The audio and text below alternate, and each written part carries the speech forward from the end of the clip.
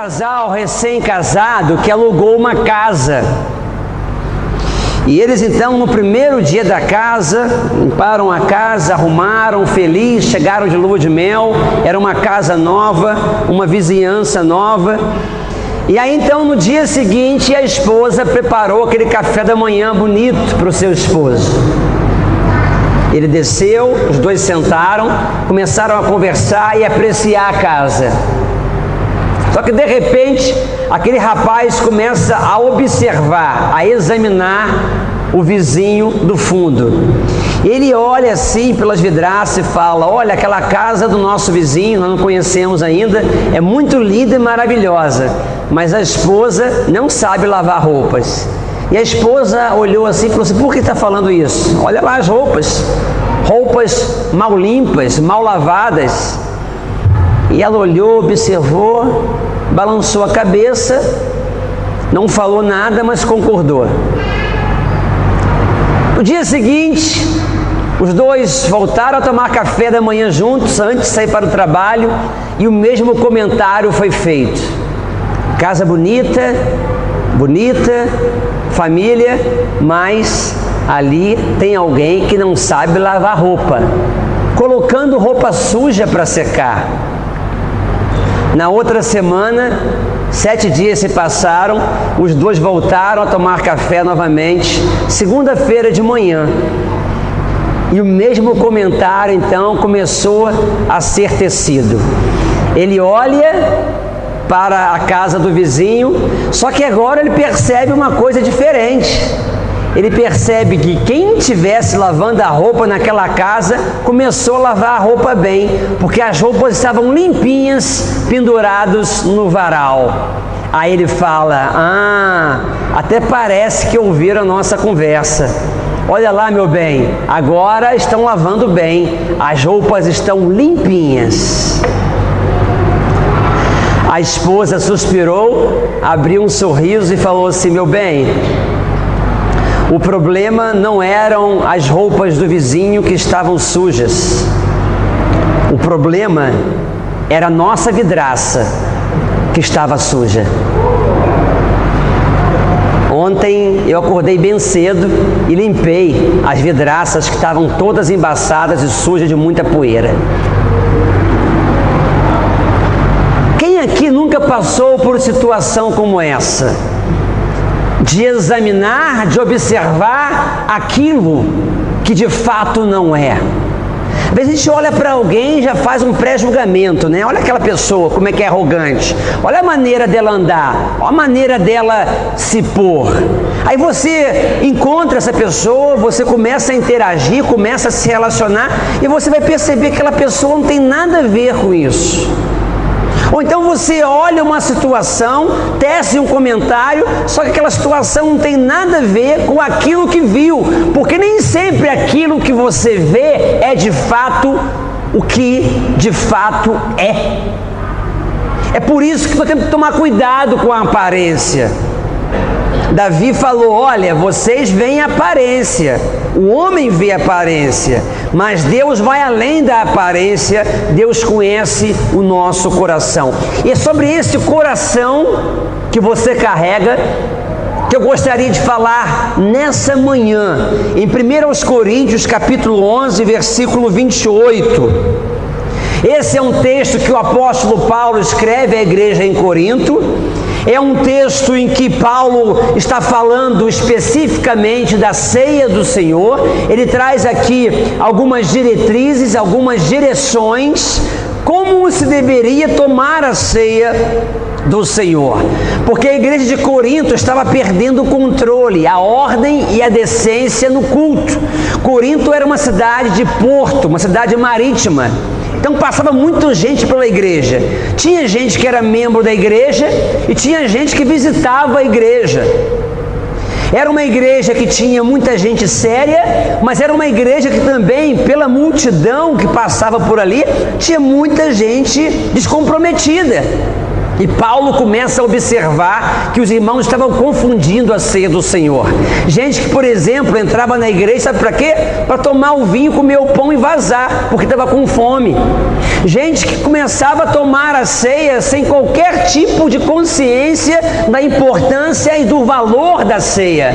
Ele começa a perceber que alguns irmãos estavam perdendo o valor central da ceia do Senhor, do cálice da bênção. E ele começa a falar sobre a ceia do Senhor.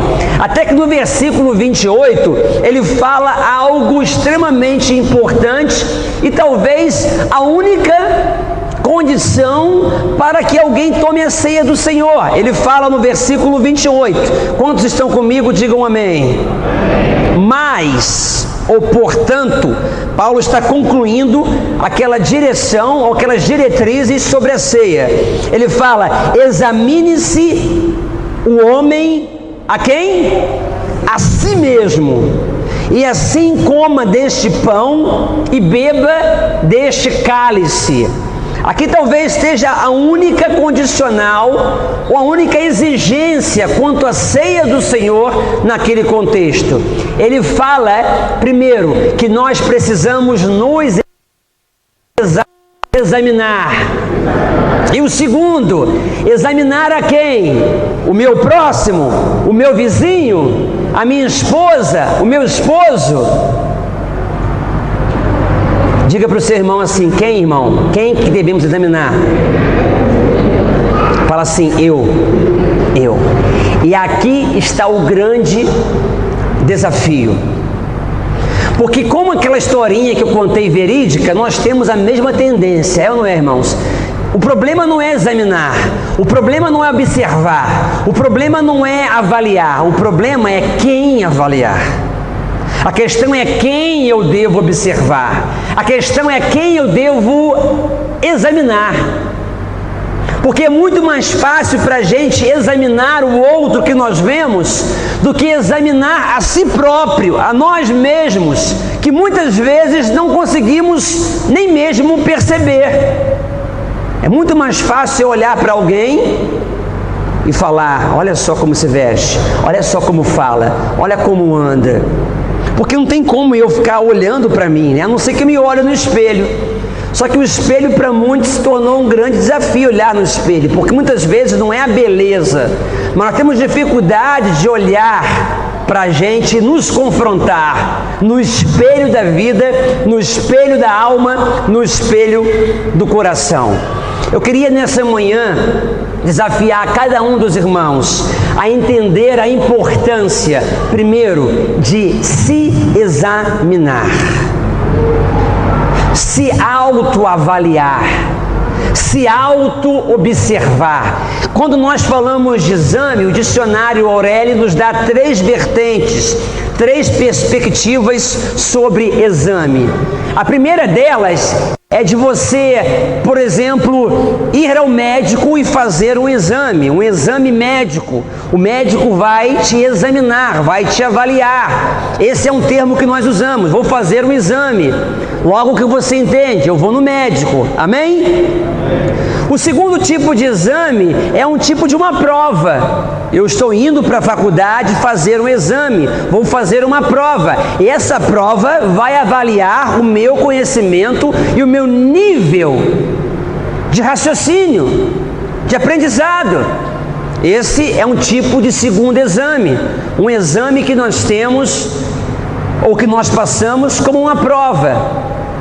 Mas o dicionário também fala de uma observação, de uma averiguação, de uma avaliação que nós podemos fazer sobre alguém ou sobre nós mesmos. Esse é o exame que eu gostaria que você pegasse nessa manhã. Observar minuciosamente, observar atentamente. A Bíblia, Paulo nos fala sobre algo que é um imperativo para aquele contexto, e por que não trazer esse imperativo, que é uma ordem para os dias de hoje. Ele fala: examine-se a si mesmo. Porque era muito comum naquele contexto a igreja de Corinto começar a falar um do outro. Estava havendo fofoca na igreja, estava havendo dissensão, divisão. O povo, ao invés de vir para a igreja, examinar a si mesmo e comer do pão, eles vinham para a igreja, examinavam um ao outro, comia do pão dignamente, e muitas vezes, o apóstolo Paulo então aqui fala que muitos de vocês estão fracos, enfermos, muitos que dormem e não sabem a razão. Tomar a ceia do Senhor indignamente é tomar do cálice, comer do pão, sem ter consciência do sacrifício de Jesus por nós na cruz do Calvário. Quando alguém não tem consciência disso, é por isso que uma criança, a gente não é que está na Bíblia que fala que uma criança pode tomar ceia, mas às vezes uma criança não tem consciência. Assim como não tem consciência do pecado, não tem consciência da ceia. Até então, até crescer, até ter consciência do que é o batismo, do que é a ceia do Senhor. Os dois sacramentos da Igreja de Cristo principais, batismo e Santa Ceia. E Paulo fala então que nós devemos observar não o outro, observar a nós mesmos. Meus irmãos, nós precisamos voltar a nos observar diariamente. Esse é um exercício de fé que não pode se resumir aos domingos. Assim como você examina a sua casa, assim como o homem está sempre examinando lá o ponteiro do combustível do carro, nós precisamos nos examinar, tirar tempos diários para nós, para olhar para dentro, para observar nossos comportamentos, para observar nossos relacionamentos, para observar o que nós estamos falando. Uma vez, a minha esposa me deu um puxão de orelhas. Eu me lembro que morávamos num apartamento em Goiânia, no condomínio. Nós chegamos e aí encontrei o vizinho, também era um pastor, e nós conversamos: como é que você está? Tudo bem? Tudo bem? E aí de repente eu comecei a contar para ele umas coisas assim meio que alta, alguns lamentos, algumas lamentações, algumas decepções do ministério, e comecei a falar com ele, comecei a desabafar com ele, e ele andando, e eu também andando, e eu falando, e a Yara observando aquilo. Entramos no elevador e eu falando, e ele foi embora, eu continuei falando, e aí a Yara falou assim: você está precisando de ajuda. Falei: eu precisando de ajuda? Eu? Quem precisa é você, mulher. O outro, né? Falei: por que, meu bem? Ela falou assim: você percebeu o que você fez? Você abriu o seu coração para alguém que você não tem intimidade, num local extremamente público, numa hora totalmente errada. Tem alguma coisa de errada contigo. E tinha alguma coisa de errada comigo. E eu cheguei em casa, eu parei, eu comecei a observar, eu falei: ela está certa. Eu abri meu coração no lugar errado, com a pessoa errada, na hora errada. Por quê? Porque eu não estava examinando a mim mesmo, não havia um critério, não havia em mim uma consciência de que eu precisava abrir meu coração, sim, mas precisava antes disso me examinar para que eu fizesse isso da maneira correta. Meu irmão, você precisa se observar, você precisa se examinar, e sobretudo, examinar ao que ou quem? O seu coração.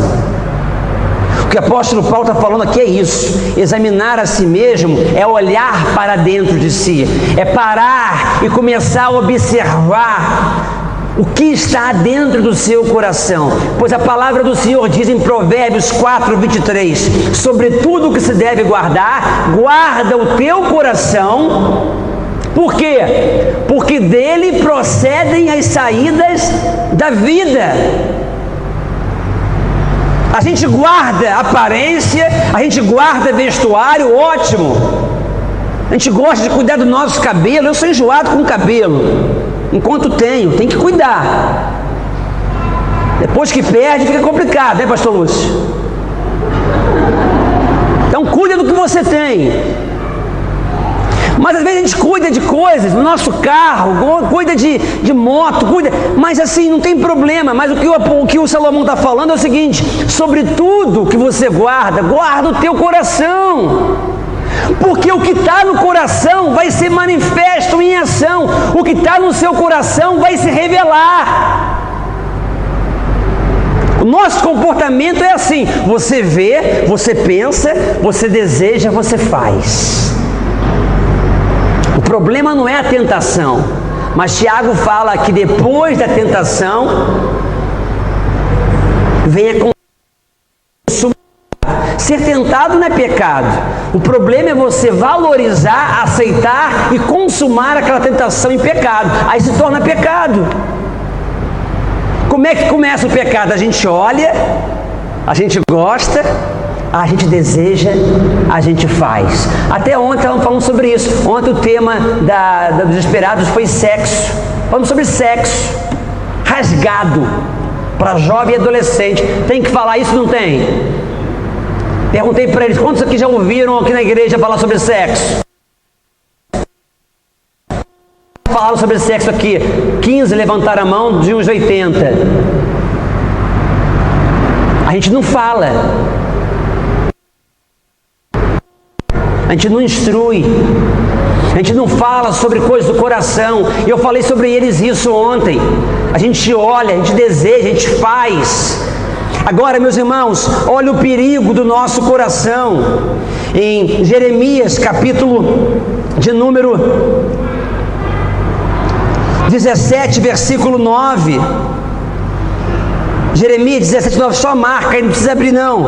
Fala assim a palavra do Senhor: o coração do homem é enganoso, o coração é enganoso acima de todas as coisas e desesperadamente perverso, quem pode conhecê-lo?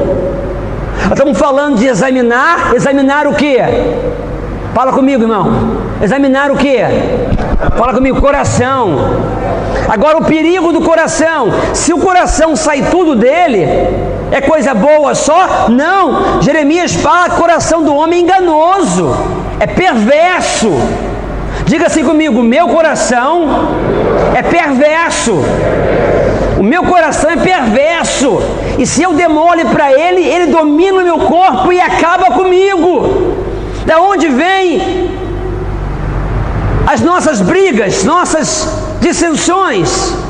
É do coração do homem. Da onde vem as separações? Da onde vem as crises? Do coração do homem. Não confie no seu coração, mas sobretudo cuide dele. Nosso coração é um cachorrinho mau que tem que ser sempre cuidado, ou então um gramadinho que você tem que estar sempre lapidando, sempre cuidando, sempre tirando as ervas daninhas, as tiriricas. Se você não cuidar diariamente desse gramado chamado coração, ele cresce de maneira desordenada, cheio de praga, cheio de erva daninha. E aí, meu amigo, Jesus fala o seguinte nos evangelhos, ele fala: a tua boca fala do que o coração está cheio. Você é o que você fala. Você é o que o teu coração está. Onde o teu coração está.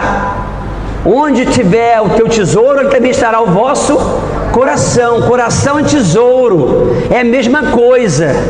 Agora, qual que é o problema? A gente cuida de aparência, a gente cuida de vida financeira, a gente cuida de muitas e muitas coisas, mas esquecemos de guardar o que? O principal, que é o nosso coração. Ele é a fonte de todas as coisas, boas e ruins. Quem está entendendo, diga amém. E eu gosto de ser prático. Pastor Marlon, como que eu posso cuidar do meu coração? Eu vou te falar aqui um segredo poderoso. E eu termino nessa manhã. 2 dicas simples de um pastor e psicólogo. A Bíblia é um livro de psicologia, irmãos. Jesus foi o maior psicólogo de todos os tempos. E Jesus, ele sempre nos dá dicas poderosíssimas sobre o nosso comportamento. E aqui em Tiago, capítulo 5, o apóstolo Tiago nos dá também 2 dicas poderosíssimas para que nós possamos nos manter sempre examinados, sempre ponderados, sempre observando a conduta da nossa vida. Esse é um texto que você tem que marcar na sua palavra, tem que grifar e tem que decorar esse versículo. Tiago, capítulo 5, versículo 16 eu compartilho e nós encerramos a palavra dessa manhã, onde o apóstolo dizia e diz, verso 16: confessai as vossas culpas uns aos outros e orai uns pelos outros, para que sejais curados. E a oração eficaz e fervorosa feita por um justo é de muito benefício, diz a minha versão. Às vezes nós passamos batido por esse texto, mas Tiago está nos dando duas dicas poderosíssimas para cuidar do nosso coração, que é o quê? Coração é o quê? Diga, enganoso. Enganoso. Ele fala confessar e ele fala depois de orar. Por que muitas vezes a gente orar uns pelos outros não é suficiente, irmãos? Porque tem que ser confessado algumas coisas antes da oração. Às vezes nós vamos orar e aquela oração não foi tão poderosa do que uma conversa que você teve com um irmão, abrindo o seu coração e colocando para fora aquilo que estava possuindo a sua vida, porque você é possuído pelo seu coração. Se o teu coração for bom, você vai ser bom. Se o teu coração for mal ou estiver mal, você estará mal.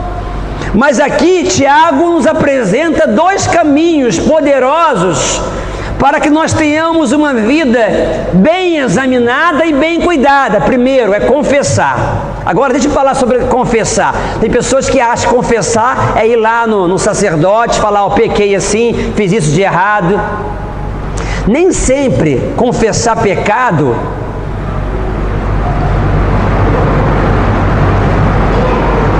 é tão importante como, por exemplo, confessar tentação.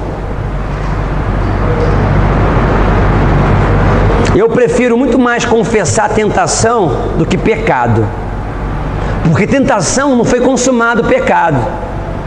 Agora, qual que é o problema? Que nós não confessamos tentação. Primeiro, que nós não somos sinceros conosco mesmos e com os outros. Segundo, não temos ninguém a confiar, ou pensamos que não temos ninguém a confiar. E terceiro, achamos que isso não é necessário. Isso é terapêutico. Quando você vai se consultar com um psicólogo, você vai para lá para quê? Para falar. Não tem como chegar no psicólogo e falar assim, o psicólogo fala para você, pois não, como é que eu posso te ajudar? Como é que você está hoje? Não, estou bem. Pois é, mas como que eu posso te ajudar? Não, doutor, está tudo bem. Só vim aqui para pagar consulta com dinheiro sobrando, né? Vim aqui pagar aqui para te ver. Ah, é? Tem pessoas que são assim. Elas vêm para a igreja, Senhor, muito obrigado, amém. Como é que está tudo bem? Uma benção, só vitória. Aí você vai orar, Senhor, abençoe a minha vida financeira, amém. No banco, conversar com o seu gerente que você nem conhece, e você fala, meu gerente, me ajuda. Se você não me ajudar com 5 mil reais de empréstimo, a minha casa vai cair. Para Deus, que é o nosso Pai, a gente é genérico. Mas para o gerente, que a gente nunca viu na frente, ou tem pouco contato, a gente é específico. A gente não abre o nosso coração para Deus, ou para um irmão que pode orar por nós, mas nós cobrimos o nosso coração lá no meio do banco, no lugar público, para alguém que nem está aí para a gente. Percebeu isso? Como é que nós invertemos os valores da nossa vida? Nem sempre, amados, nós vamos ter alguém para confessar pecado, mas nós precisamos confessar os lamentos, as decepções ou as expectativas não recompensadas ou não satisfeitas da nossa vida. Nós precisamos aprender a confessar. Confessar é falar. Nós usamos esse texto errado, achamos que confessar é algo ruim. Não, confessar é simplesmente estar diante de alguém e abrir o meu coração e falar de fato o que está acontecendo comigo. Quantas vezes eu precisava de alguém para conversar, eu por telefone ligava para um pastor amigo, por 10 minutos eu falava, ele não falava nada. Deixa eu orar por você, pastor Malia. Eu orava, eu falava assim: gente, foi a melhor coisa da minha vida. Ele não falou nada, mas qual foi o poder? Qual foi a graça? Foi a graça de eu poder confessar aquilo que estava no meu coração. Diga assim comigo: eu preciso aprender a confessar, a falar, a me abrir.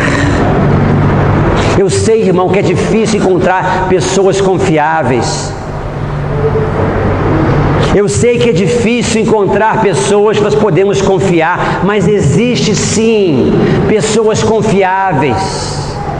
Deus sempre coloca pelo menos uma pessoa no nosso caminho, que nós podemos abrir nosso coração, contar nossas decepções. Nem sempre vai ser um pecado, nem sempre vai ser uma tentação, mas uma tristeza, uma expectativa não correspondida. Nós precisamos aprender a nos examinar, e muitas vezes esse autoexame é abrindo o nosso coração e compartilhando o que está aqui dentro com alguém. A Bíblia fala de confessar.